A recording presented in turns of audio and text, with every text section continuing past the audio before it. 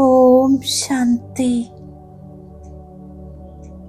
ബാബ സൂചന നൽകുകയാണ്.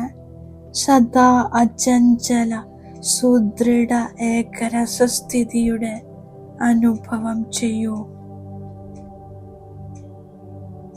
ബുദ്ധിയെ ഒരു ലക്ഷ്യത്തിൽ ഉറപ്പിക്കുന്നതിന് എന്ത് യുക്തിയാണോ ലഭിച്ചിട്ടുള്ളത് അത് സ്മൃതിയിൽ വെക്കൂ.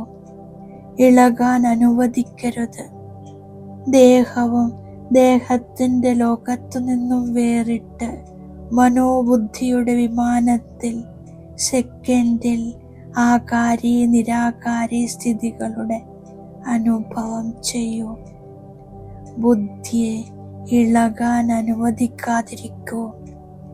ഇല്ലെങ്കിൽ യുദ്ധത്തിൽ സമയം ഒരുപാട് വ്യർത്ഥമായി പോകുന്നു. തപസ്വി സദാ ആസനത്തിലിരിക്കുന്ന പോലെ തൻ്റെ ഏകരസസ്ഥിതിയുടെ ആസനത്തിൽ വിരാജമാനാകൂ. അപ്പോൾ ഭാവി സിംഹാസനം ലഭിക്കും. ഓം ശാന്തി.